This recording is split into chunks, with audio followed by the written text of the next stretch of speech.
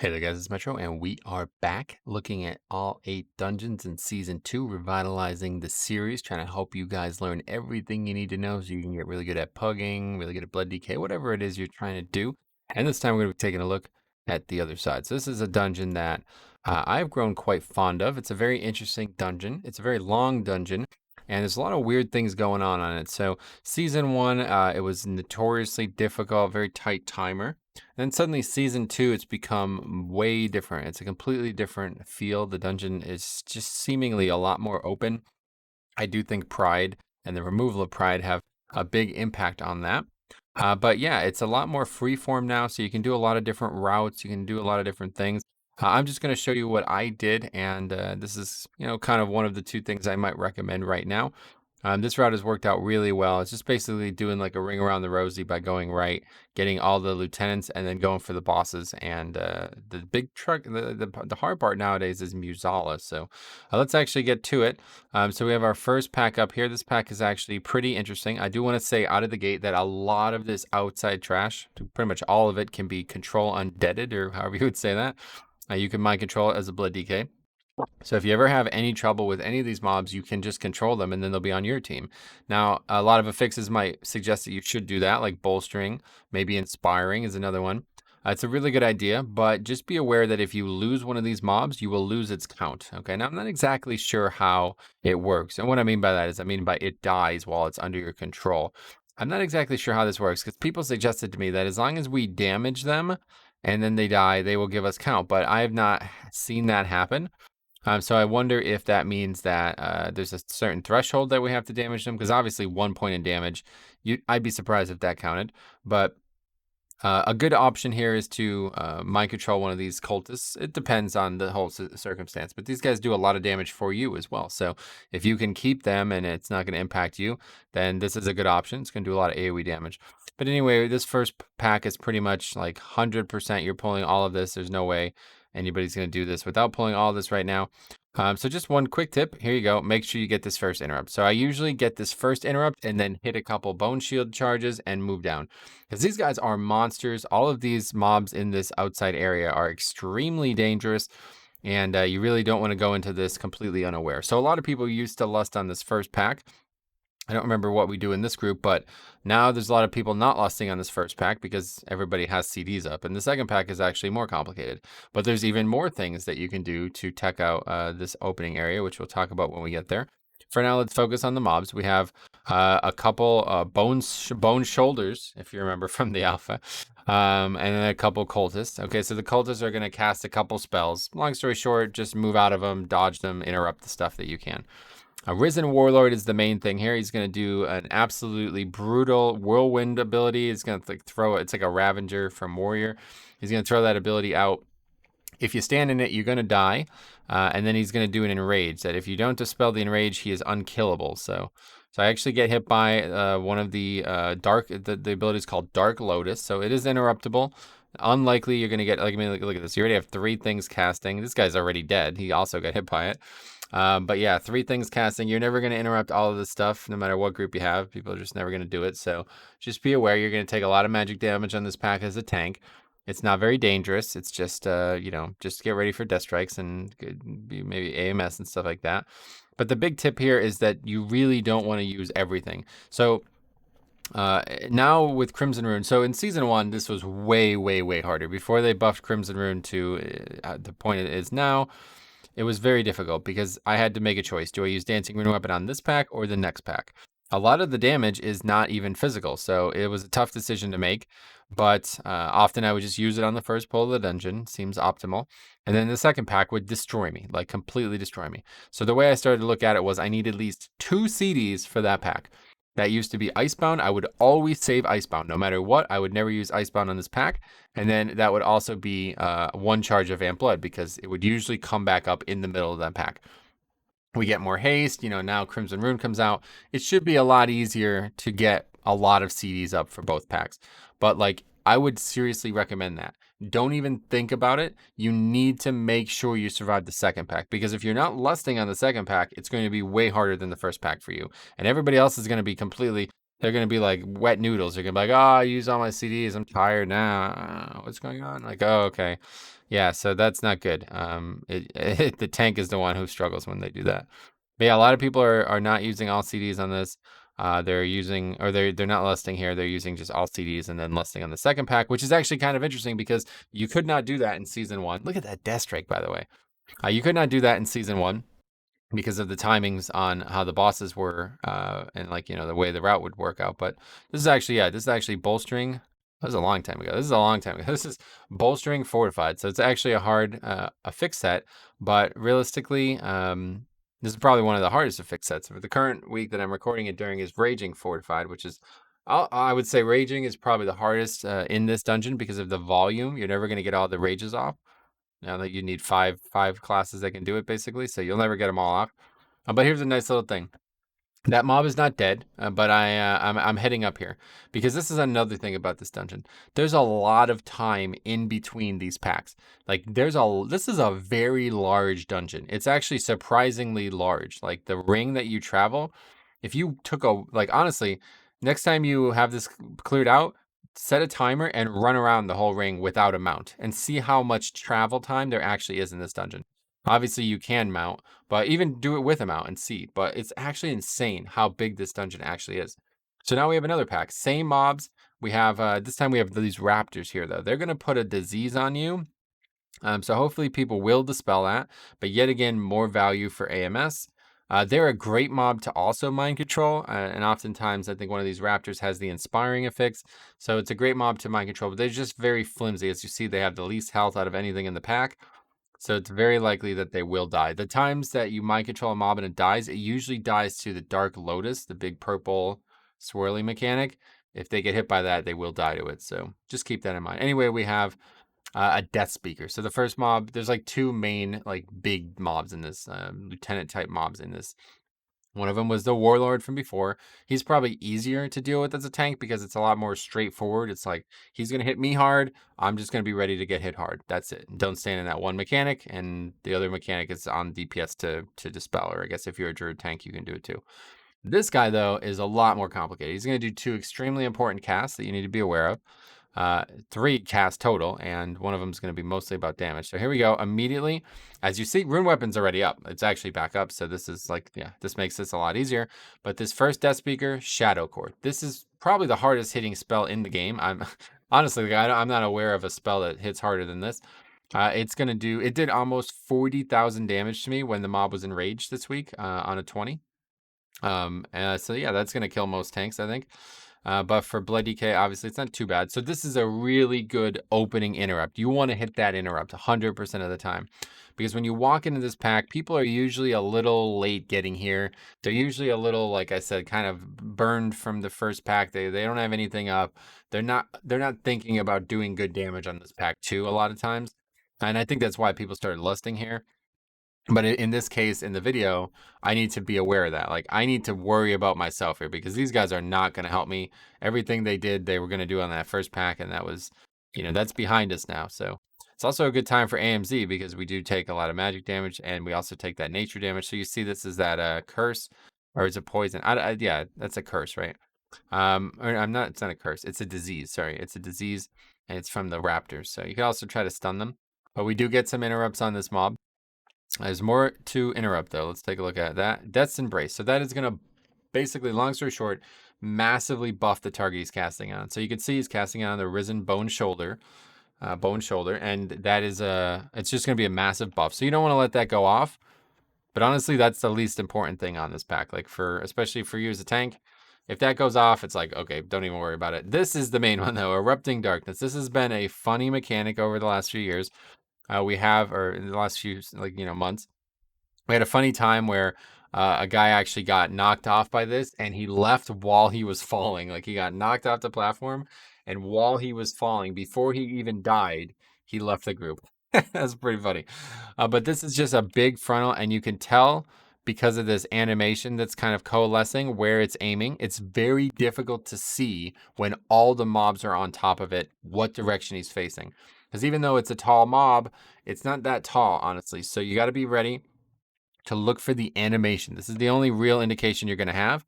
And then as soon as it goes off, it's going to knock anybody in front of that. And it's a relatively wide cone. It's bigger than you think. If you get knocked back as a tank, you might not, you know, you'll probably be in a position where you won't get knocked off the platform, but usually other players will get knocked off the platform, especially range, because it just, you know, they start farther away. I've actually had it where I got knocked down a level and landed on a different platform, but I died to fall damage. So, yeah, it's a mess. But just make sure you don't get hit by this. There's a lot going on in this pack, and sometimes it's a good kiting opportunity. Let's put it that way. So, I think a lot of tanks are going to be, yeah, not taking all the hits from these mobs, especially on a hard week like bolstering. But so the big thing is just staying ahead of those shadow cores. You're going to see it's going to do a lot of damage, a lot of damage. And then those other mobs are doing scribe too. So look at that. Okay, hold on a second. Let's take a look at that. Because that was actually, let's see how many bolsters that is. I think it's 4, or is that fifth one get off to? It's a 5 stack of bolster. I'm at 79k and shadow core. So I've taken 47k shadow damage before this. Oh my god. Yeah, it hit me for over 60k. Pretty ridiculous. 60k, that's with 5 stacks of bolster though. So probably about where it would be on raging, to be honest. So okay, so we have our first lieutenant here. Nothing special. You guys hopefully know all about this guy. But I will say that there's another option here. A lot of people are doing this instead. They're skipping this pack. The second pack, that is. They're going around, getting the lieutenant, then just going through the rest of the right way, and then coming back and doing that second pack later. So this allows them to lust on the first pack, then have so the problem with this route is lust, okay? This is actually a really awkward lust dungeon, and it's a dungeon where you could potentially get a lot of lusts in. It's a 43-minute dungeon, right? So that should be 5 lusts. Considering you're lusting out of the gate, you would think that's 5 lusts, but you're not going to get 5. Nobody's ever going to do that. Maybe they will, but realistically, you don't see it happening. So there's a couple ways that you can make it easier. We'll talk about it when we get there. So let's talk about this right now. So this is one of the problems with this dungeon is these patrols. It's actually a bigger deal than it sounds. But this one is... So this mob got nerfed, okay? It's also very... it's relatively easy on a non-fortified week. But in general, you're going to see this is probably the hardest mob in the dungeon for the group. And that jar down there is going to stun the mob. So ideally what you want to do is you want to try to stun the mob as he's casting his big AoE damage. It's called Rage. And if you do that, you will very easily pass the mob. Let's put it that way. So what we're talking about here is the jar is nowhere near the mob. If I pulled the mob up there and wanted to use the jar, he would not reach the jar before he did his rage cast. There's like a set series of abilities he goes through, and they all stop him. He stands there for a few seconds. So in the past, the timings would almost always work out where he was on this side of the jar. So you could easily pull him up. But him being on that side of the jar, no way he's going to come down to this jar. So instead, what we do, I think this is a pretty big play. We come down here and do this pack first. And then by the time we do this pack, he'll be back by the jar. Okay, and that is actually easier than it looks. In fact, I'll show you it one more time. It's actually easier than it looks. Let's watch this happen. So you just go over this guy, he seems like he's got a very small aggro radius.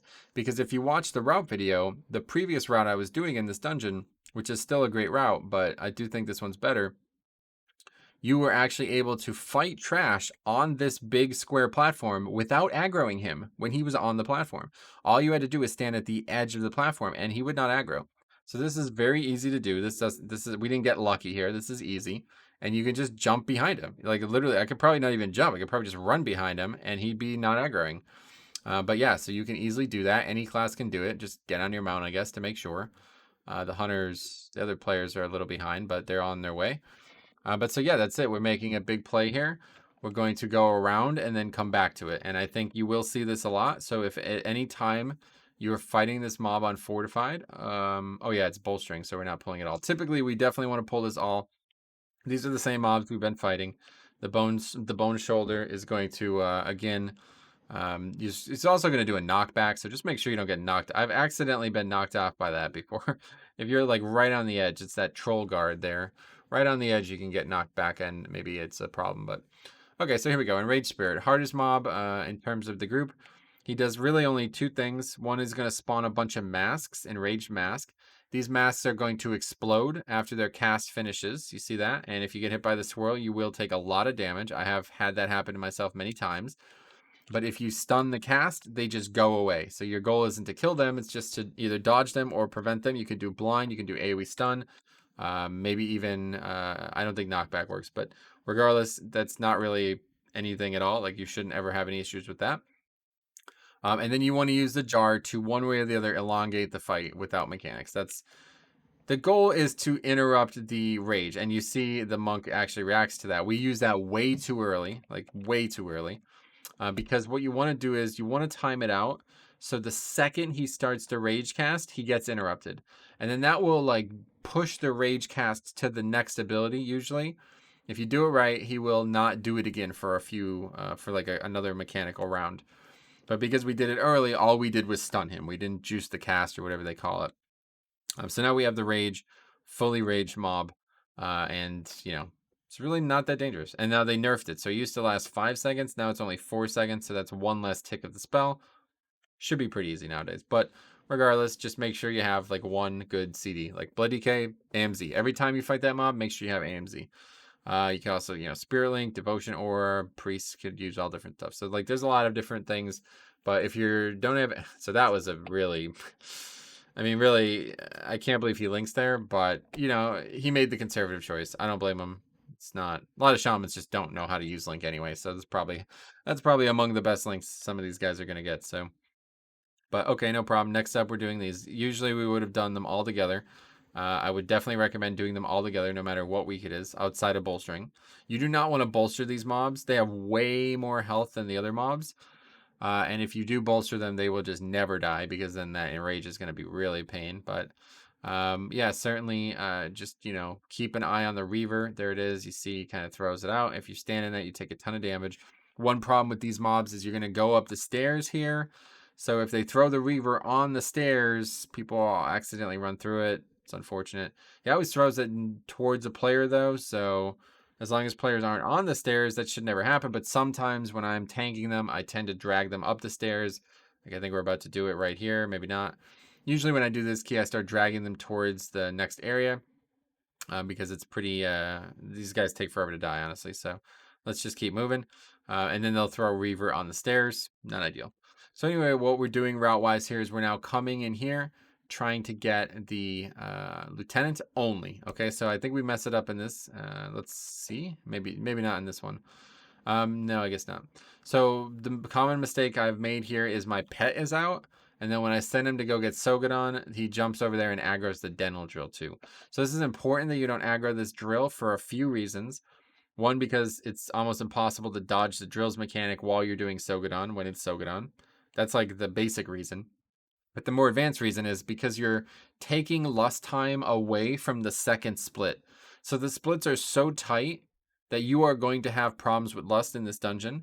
But I think it's still worth doing this regardless. But you want to be as cautious as possible. So don't aggro anything else in these splits. So the first split is so wide that we're going to have lust off CD for many minutes. Okay.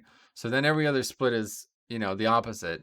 So you don't want to make them any shorter than they have to be. And that's why I was talking about skipping the second pack in the dungeon, because then you're elongating that third split with Bloodlust. And then it should definitely be up where you want it. That's if you want to use it on Hakkar. At this point, honestly, I don't think I want to use it on Hakkar anymore. If you're somehow unaware, they nerfed, or they just completely changed the fight, really. I wouldn't even call that a nerf. They redesigned how the mechanic that was difficult worked, and now it is way, way easier. We'll talk about it when we get there, but you don't need Lust for Hakkar anymore, so don't even worry about it. Just come in here, get quacked, have everybody die, no problem. It's funny. Yeah, when Sogadon with Quaking, it's not an ideal circumstance. You just got to spread out, in case you're confused how you survive that. You just spread out all around Sogadon. He doesn't pull you in close enough. He doesn't put you right underneath him. He just pulls you in, like right into his hitbox, as you see. So if all of us were spread around, nobody would hit each other with that. But anyway, so we get Sogadon, we're going down, back around. And then again, you know, if the timing was bad on the first spirit, the timing's probably going to be odd on the second one. This one, though, you're not really going to have much options. Like, there's not really anything you can do. You got to pull it. There's not going to be a jar anywhere near it, so that's fine. So yeah, eventually you're going to have to actually heal through this. The big thing is just don't have to heal through 2 rages. You need to use CDs here offensively and defensively, but offensively, this is like you pop all your stuff on this mob. Like you see this guy doing 17k. This guy is actually like one of the best hunters I've ever played with. This guy knows what's important in keys. And I have to say, I love his name. Lovely Pickle, great name. But besides that, he's actually the reason we upgrade this key so easily. And this was a couple weeks ago now. Like 19s were difficult for me at the time. This was one of our best keys. So you're seeing we're getting a second rage. And that could be a really big issue because if you get a second full rage and everybody used their defensive CDs on the first one, not good, right? But yeah, it dies quick enough. And I think now, though, by now, it's actually going to be easy. So I'm trying something here that I think I can pull off, but I just kind of panicked and didn't want people to accidentally be confused. If I jump on that little ledge, I can aggro him down and he will come around way quicker. This mob is actually a real pain because when you're fighting, he's gonna aim that frontal at players, right? So when everybody's down the stairs, he's gonna aim it all at that way no matter what. And it's very difficult to get out of the mechanic when it's aiming down the stairs and you're not like in the flat area here. See this? Like that guy down there is in heavy risk of getting hit by that, and he does get hit. Yeah. Oh no, he does. I don't know. I'm not sure, but either way, it's like very, very hard to get out of that. So ideally, you will not fight him any farther up than I have him right now. And ideally, these guys would not be down the stairs like that. I think it's best to be up the stairs because you could always jump off the stairs, or you can just get knocked back into the stairs, right? You don't want to get knocked down the stairs because then you might get flown off the platform. But if you get knocked up the stairs, you're not even going to really go anywhere, right? That's basic physics, I think. So hopefully everyone understands it. Okay, here we go. Another very difficult pack. A lot of casters. This actually has 4 casters plus the raptor, who's going to put even more magic damage on you. So definitely Shadow Core is our main interrupt.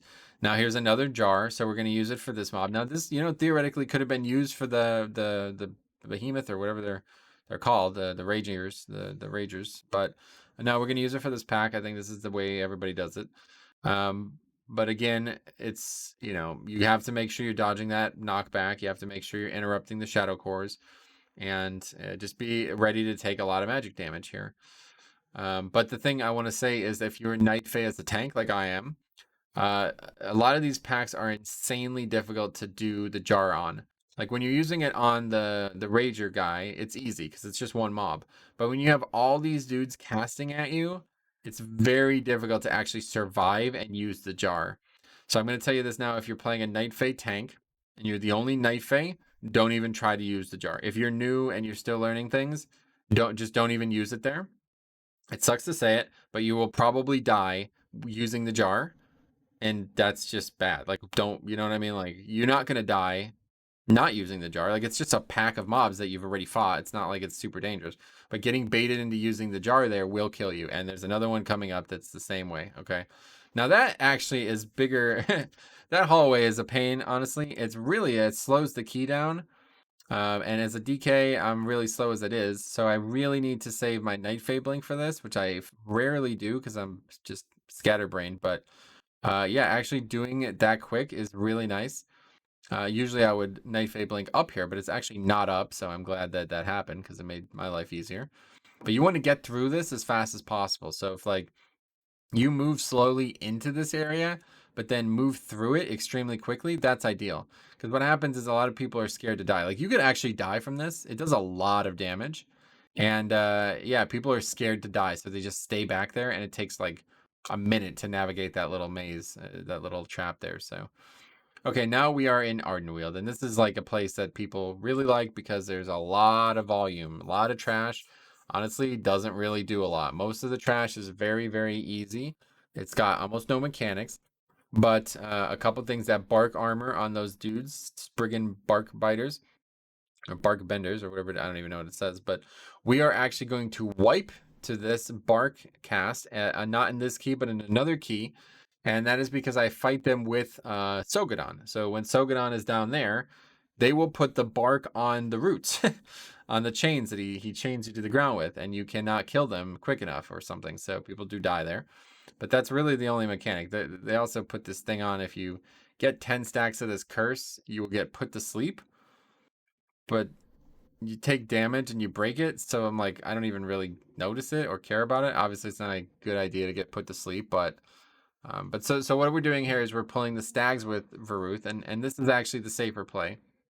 It's like also because of bolstering, but it's the smaller play, like it's the less time efficient play, but it's the safer play because if you have Sogadon here, those Spriggans are going to put the bark thing on the roots, and you legitimately will wipe to that. Somebody will die to it. You might not wipe, but somebody's going to die to it because they're going to get rooted and they're not going to be able to get out of their own root. So I don't know. You really have to be efficient with this area, and it looks like a place where you can just run to the end and pull everything, but there's a little bit more going on than you think.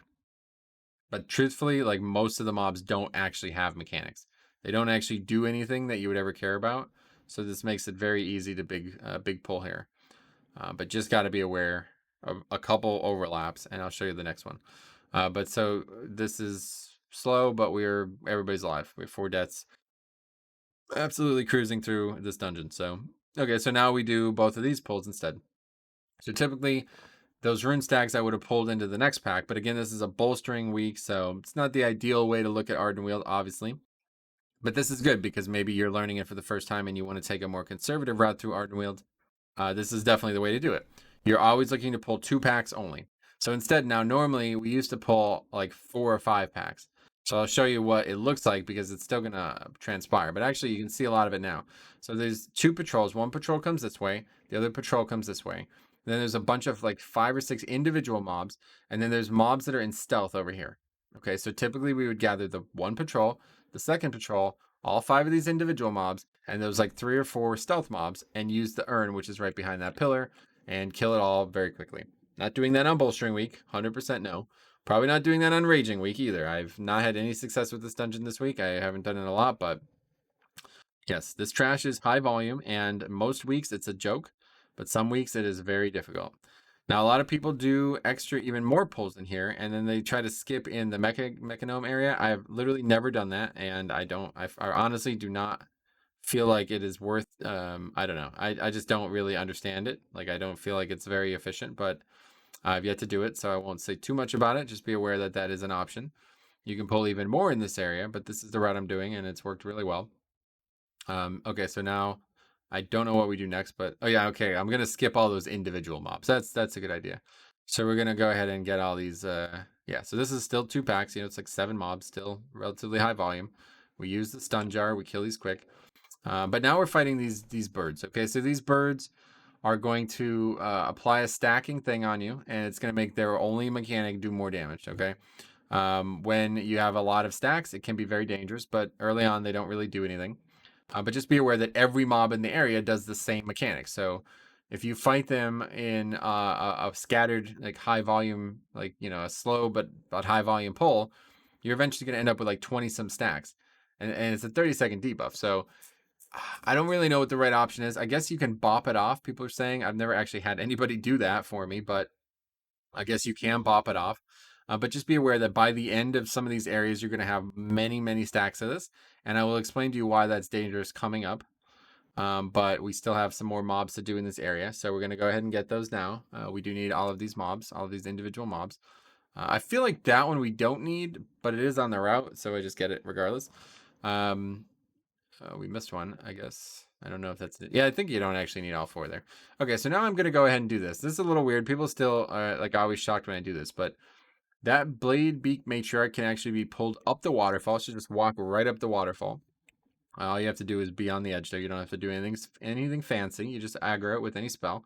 And this is a big moment because this blade beak matriarch actually does a ton of damage. Like this is actually the hardest mob in the area to survive, and you will always have a lot of stacks. So why we're doing this is because we do not want to fight this at the peak of our stacks. Like, so we fought all of those individually. We'd have 20 stacks. We drop down. There's even more birds down there. We'd have 20 stacks. You understand? So it's like, it's only getting worse. So we want to get that mob. If we can pull that mob first, that would be the first thing we pull in the whole area. And then the rest of the trash is a joke. The rest of the mobs don't hit anywhere near hard enough. Even with 23 stacks of this, 24 stacks, I'm not in any danger. But that blade beak hits really, really hard. And especially on bolstering, we do not want that thing getting bolstered. So that's it. So we isolate that one mob out of that pack, and then we're going to jump down and get everything else. So we need all those those moths. We need these little birds. We need the hatchlings. All these things. So we're gonna get it all. This is another really nice high volume pull, and that's it. We got everything we needed in this area. Like I said, some people are gonna pull some extra stuff in this area, but I've never like I just don't even. I don't know. I'm not even thinking about doing it. It seems way too complicated to pull off. If we have a rogue, I'm sure I'll consider it, but past that, that's fine. We have everything we need now, and we're gonna move down. So that's actually it. So just make sure you keep jumping. Again, 27 stacks, still in no danger. This is one of the hardest trash weeks in the game. No danger whatsoever. These mobs don't do anything, so just keep that in mind. You can get it bopped off though. Now we have no more birds. This is now the stags again and the moths. One thing is these this area just has like this ambient rain coming down. I don't actually know if it's one of the mobs doing this. It might be, but it's just you're gonna get hit for like arcane damage or something. So just don't get hit by it, I guess. I don't really know, honestly.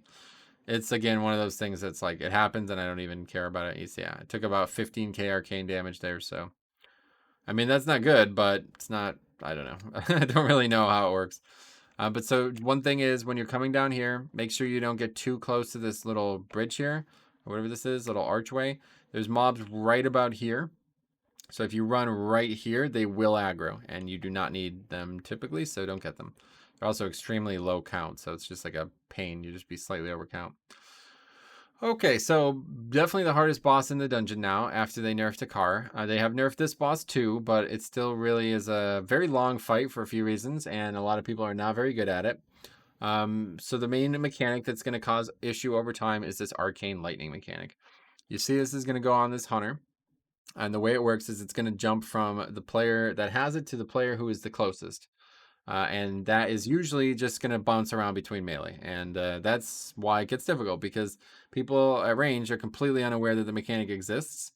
I guess I'm not surprised by that, but so it's on me now. So now it's pretty much never going to leave melee again, unless range comes and gets it. You really do need to be aware of that as ranged if you're playing a ranged, not tank. You cannot just let that bounce between the tank and the DPS. It will kill the DPS. The tank is probably not going to die, but the DPS definitely will die. If it just keeps bouncing back and forth on Tyrannical, it will eventually kill the DPS. So some range, like if you have one melee, it is more the problem. If you, a lot of comps have one melee, one tank keeps bouncing, melee is eventually going to die. But so the other mechanic here is this explosion, explosive contrivance. If you are down on the platform, like down where we're fighting, when this mechanic goes off, you take a ton of damage. So the way you're meant to do it is you're meant to get knocked up in the air by these like little spring pads. Now, there's a couple reasons I don't do this mechanic, but there's also some things to understand about it. One of the reasons I don't do it is because there's only 5 things total, and I've seen a lot of DPS all try to react at the last second. So what I would recommend is everybody picks one and moves near it, like at least tries to give some indication that that is the one they're going to take, so nobody else tries to take it, and then hopefully avoid this. But the big play here is to just not go up if you don't have to. But then you're taking that luck out. If you only have 3 people going up like we have, there's no way that they're all going to fail to get one. So I've had a lot of deaths where 2 people try to go for the same one doesn't get it, obviously, and that's him dead. Now, the other reasons I don't do it is because you take fall damage when you land. As a Blood DK, we have a lot of health, so fall damage does a lot of damage. And as you will see here, I only get hit for 34k from that, but that is death strikeable, right? So I can easily heal that up immediately, whereas fall damage will probably do like 27k, and that is nature, that is like, what do they call it? Environmental damage, so you will not get any death strikes from that. So this mechanic is actually considerably less dangerous than just falling out of the sky for me. But he also puts a debuff on you that makes it take more damage every time. So ideally, you would mitigate the fall damage otherwise and just go up. But I do like to just never go up because no matter what, I don't feel like I'm in any danger from this mechanic. And I just don't want anybody else to accidentally take the same one. So that time we AMS'd, I think. So we didn't even really take damage. Yeah. We AMS and that's it. We just AMS. So yeah, we actually took 2k total damage.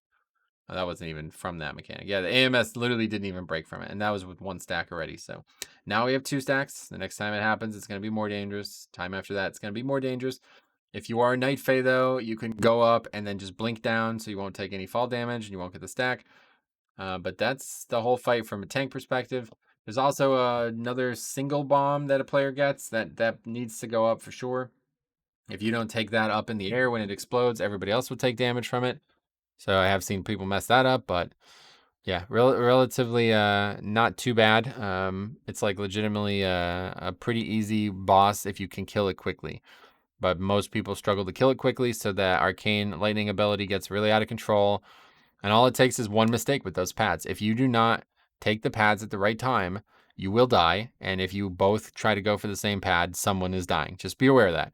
If at any point you find yourself in a situation where two people are going for the same pads, realize one of you is now going to die because you both can't take the pad. So that's that. Okay. So now this is another reason this dungeon used to suck.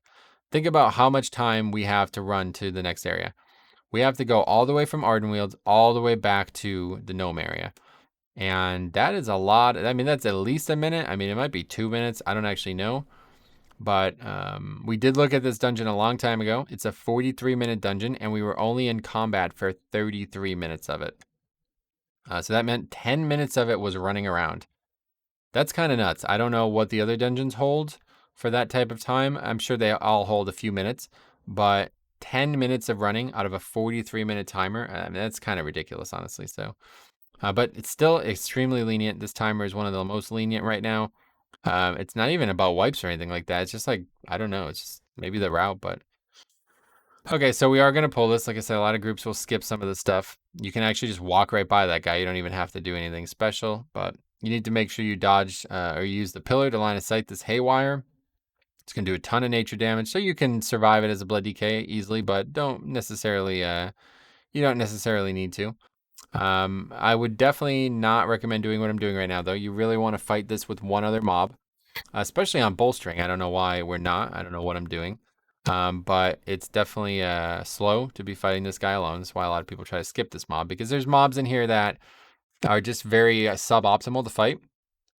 And I don't know, like I'm of the opinion that Blizzard knows that, and that's why the timer is what it is. Like it's not like they just expect you to make a mistake all the time, but yeah, maybe it's a good idea to skip them, obviously.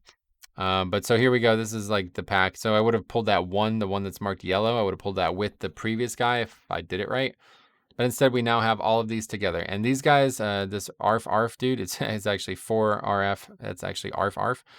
It's going to be relatively dangerous, but the other mobs, the headless clients, are going to constantly cast this discharge, and this is going to do a lot of nature damage to me. And typically DPS don't help you with this, so you need to be ready for this.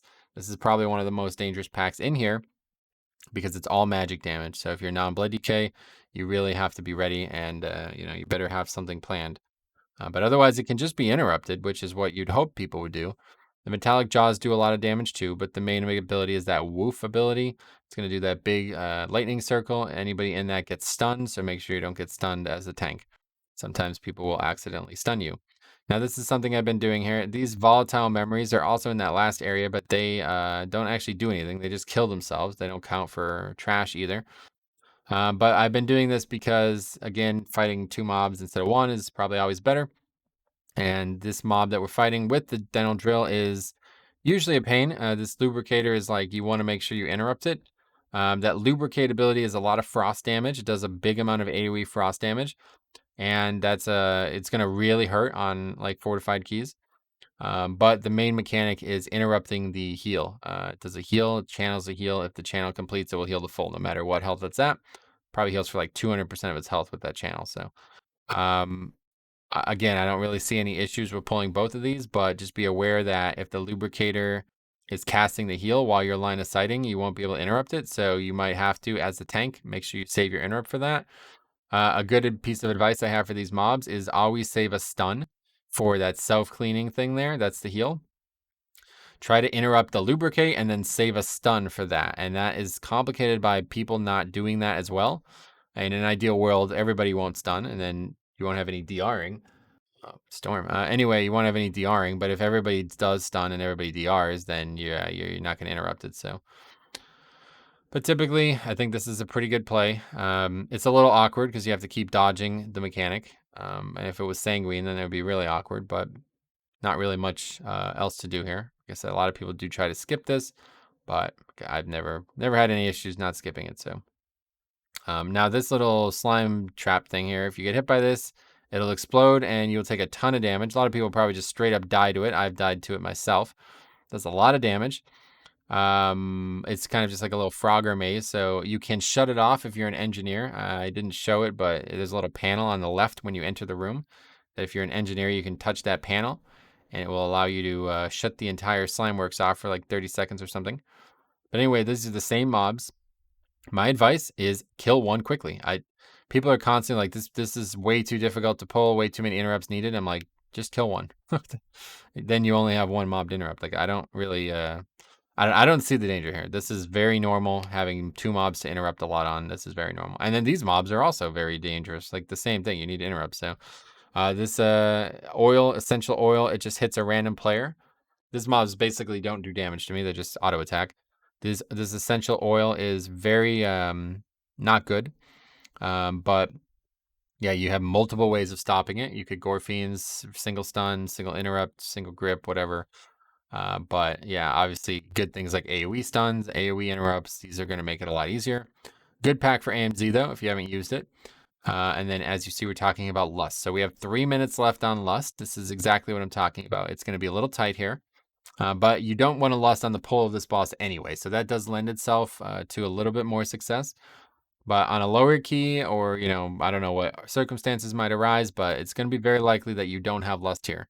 All I will advise you is you want to Lust 3 times after the first one. That's all you got to do, or 3 times total, I mean. You want to make sure that you're not wasting a Lust, not losing a Lust, which is what I actually made a video a couple weeks ago about a group that was just willing to lose an entire Lust for no reason. So, okay, so, 4 Lust total, 3 times after the first one, of course. Okay, so we're going to jump down, and you're always going to fight the Millhouse Manastorm boss first. His mechanics are not very complicated, but there is one really important mechanic you have to understand. That Frostbolt is just free interrupt. If somebody wants to interrupt it, you can. Doesn't really do much. Now he's going to summon these power crystals, which is actually the trinket he drops too. You can see it coming from over here. It's coming from here. And it's going to buff this person who soaks it. But if it doesn't buff a person and it hits the boss is actually going to radiate out damage. So I've actually wiped to this where the crystal spawns directly under the boss. And he's also kind of purplish. And I just literally couldn't tell. And he just got the crystal for like 10 seconds and we just wiped. And that's obviously my fault. But it will happen. Okay, so just look for these crystals. Somebody needs to block them. They're also going to take damage from it, though. So it's a buff to them, but it's also damage to them. So eventually you're going to have to, somebody's going to have to move. Now, the main mechanic on this fight you just saw, we're going to watch it one more time. The other boss does a mechanic, okay? So this one, the Millie is throwing out a laser, okay? So the way it works is it's like a Z pattern, okay? And it's difficult to fully comprehend how it patterns out. But the way you do it is just make sure he's in between the 2 players. That's all you need to know. It will always hit him. The hitbox is big enough that it will always hit him. And sometimes if it's really far away, it looks ridiculous. Like this, honestly, it looks a bit ridiculous. And then you will get stunned too. So ideally, you would have 2 people right next to the boss, 1 on either side, and nobody else could get hit. Boss gets hit and gets stunned. And now it stuns the boss. So this is an important part of the fight because this mechanic here, Diabolical Doom, it's a very dangerous mechanic, does a lot of shadow damage. If you do not stop this cast, you will wipe 100%, okay? So you need to hit the stun, otherwise you will not, you're just going to die. And it's the same thing on this fight now. So this one, she does a buzzsaw. It's a very high physical damage instead of frost damage this time, so a little bit harder. This squirrel thing, whatever, it's an experimental bomb. I don't know why I said squirrel, but so you can actually click this while it's still in range. She will always throw it out the same orientation. So once you get used to what that orientation is, if you spam click it as it spawns, the cast will finish before it gets out of range of you, and it will actually die before that. But otherwise, if you don't do that, somebody has to go and do it. So you see we actually get that one, but it's just going to keep running out this way. And then some range would have to go and deal with that. So yeah, just keep that in mind. As a tank, you can do it, but otherwise this buzzsaw is pretty dangerous. It puts a stacking bleed on you too. So you can clear that bleed if you really want, but it should drop nowadays. In the old days, it used to not drop. I guess they changed the length of it or something. Now it drops. But okay, so we have that purple mechanic. So this is from Millhouse, now the other part of the boss. he's going to send out Diabolical Doom or whatever it is, and or Shadow Fury, whatever, and you're going to hit the boss with it, and it's going to stun the boss. So that's a big part of why it's easy to drop stacks on this. But yeah, either way, stun the boss with it. Now, one tip I will give you: as the tank, try not to move the boss. Let the person move, because when you move the boss, she blinks. Like, she doesn't move, she blinks. She will like blink strike to you. So even if you move 5 yards, she's gonna portal. Like, she's gonna teleport to you, and then all of a sudden the boss is not in the circle anymore. So just keep that in mind.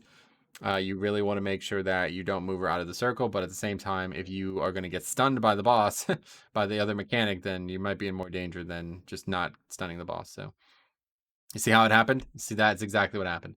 I moved even only a few yards, and the boss blinked, and then that was it. So yeah, that's not good. Miss a stun there. So okay, so here we go. So here's her like main mechanic: aerial rocket chicken something. This is the same type of mechanic. If you let that whole thing go off, you're probably not going to live. And there's also one of these bombs that just won't go off right before it. We do luckily disarm that, but sometimes people fail to disarm that as well. But this is how you deal with it. One person has that stun. The problem is that person's also going to get hit. So that person really needs a lot of healing. If you do not, having like an insane storm in the middle of this video. Anyway, if you do not heal that person, they're probably going to die to this mechanic, and that would be really bad. So yeah, that's a really common death there. You see that guy almost dies, 3% health. I don't actually know how he survives that, but he does, so that's good. It's ridiculous. Anyway, so we're just gonna finish her off. One thing I will say, that if you do not lust on this part of the boss, you want to lust on the second boss, because if you kill her too fast, you actually are screwed. You will not survive the fight. It's way harder. So you want her to die last, but it's unlikely to happen. All you want to do is make sure, or you know what I mean. You just don't want to kill the first boss too fast, and that's what happens if you lust on the first boss, because then you won't have the mechanic for the other boss, and the way it'll line up will be like impossible to survive. So just try to kill them evenly. You know, you can use your CDs on the pull and then lust on the second boss, whatever is easiest, and however it plays out, you're gonna have what you need there. So now we are going through back all the way to Hakkar, and hopefully you will not have any debate about bloodlust, because this is actually what happened a couple days ago. We had a bloodlust debate basically, and oh my god, this is insane. I wish I could show you how bad it's doing right now. But yes, you're not going to get lust on Hakkar. It's not it's just not going to happen. So don't even think about it. Honestly, this is a good thing. Hakkar is so easy now that you really don't even want lust on Hakkar. It'd be better to lust on Mueh'zala. For some reason, Mueh'zala is like very difficult now. I'm not fully understanding if they changed something or what, but it's like way, way harder. And you definitely do not want to risk it. You can easily deplete the key by messing up with Mueh'zala. So this first area, we just go through the car area. The first pull is just a complete joke. There's only one mob. I will warn you, though, on Inspiring, this mob is actually very dangerous. Because it's going to inspire these two devoted mobs. If these mobs get their cast off, it's really bad. They're going to turn into like dragons or something, and they're going to do really heavy damage, and then they're going to leave big red puddle on the ground. So you do not want to let that cast go off. If that cast gets off, you're in serious trouble. It's very bad. It's also going to change the count, because then all of a sudden they count for different amounts of count. But I don't think that matters anymore. So usually we would get those two killed, and then I would combine whatever's left in this first area.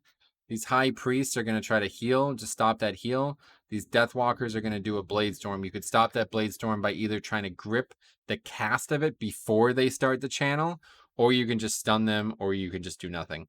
That lightning discharge is the same mechanic from that RF guy. Just make sure you're not hitting other players with it. And then there's a hex. This is insane. I don't know how the power hasn't gone out.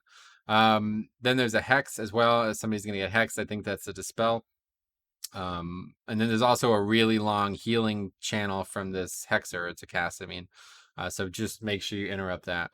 But once you get all of those casts like handled, there's no danger here.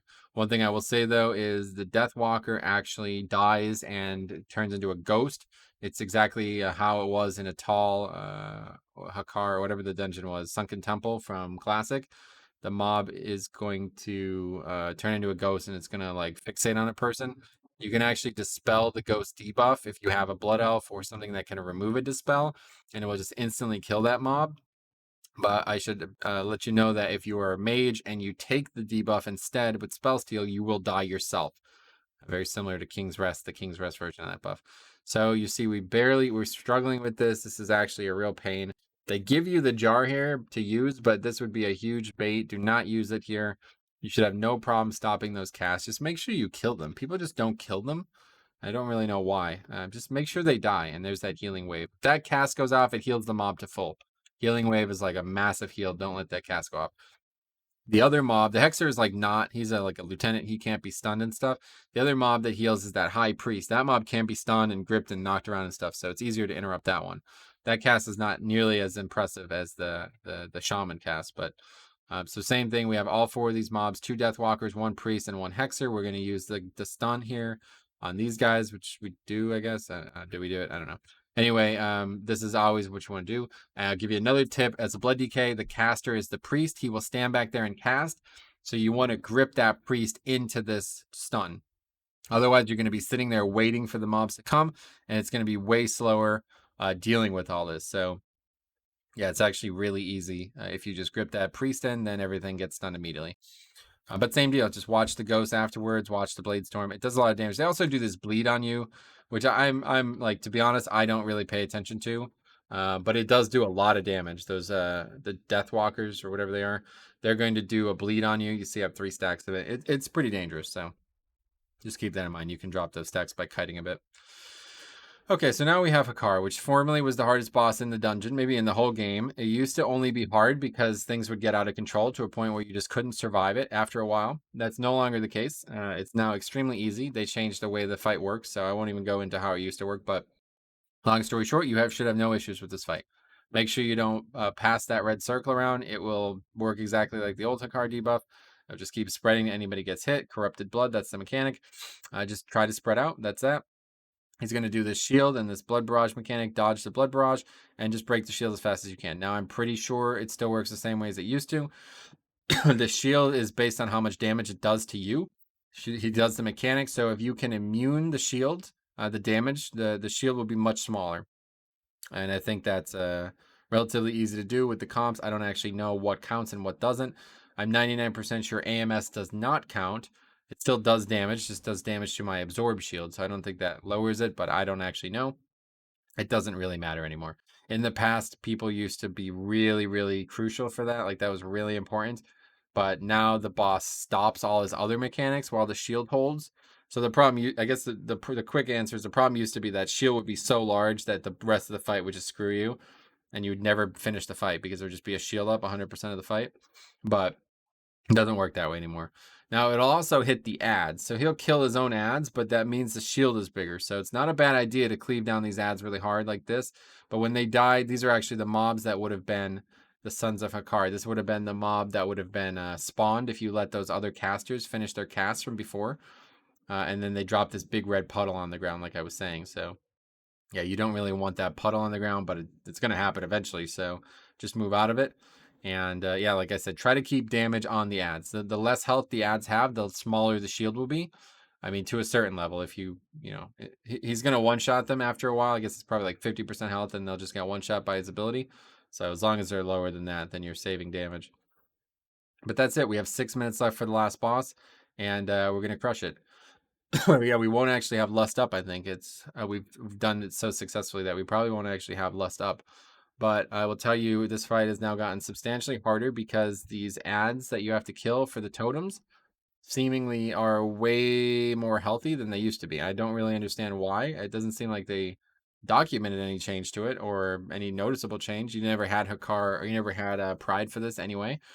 So I don't really know why this is so difficult, but the prevailing strategy is easily one-phasing the fight, and that is a lot harder now. So I don't know. I guess they wanted you to try to make a little bit more of a decision. I don't think anybody's going to ever intentionally try to two-phase it, but I've actually three-phased it and still upgraded the key. So just keep that in mind. So the boss himself does a lot of damage with that Soul Crusher. It's of physical and magic. So if you parry, you will actually not get that debuff that's on me. Well, that's the magic part, I suppose. If you AMS it, you will also not get it. So I use Dancing Rune Weapon for one. Oftentimes parry it, don't get the debuff.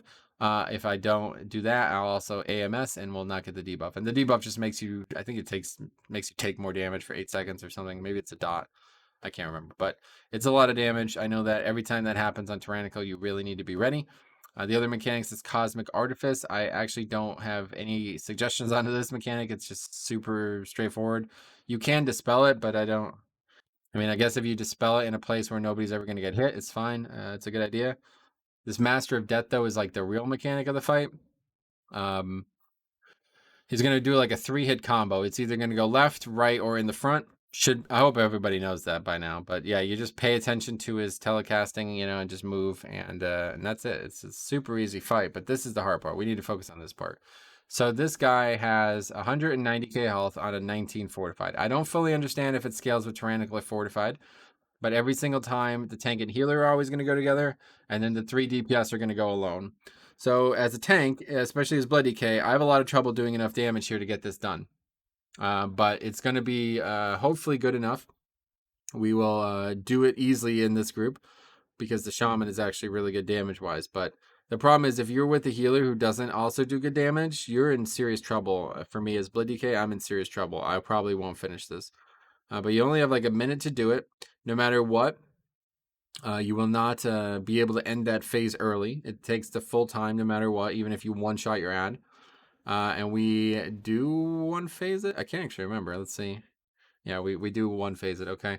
You get a massive haste buff from, I think we're looking at it. Yeah, 283% haste. We also have Bloodlust up now, though. Typically, you would Lust be before the phase like transitions you. That's where you would want to Lust. You'd want to Lust as you leave the platform.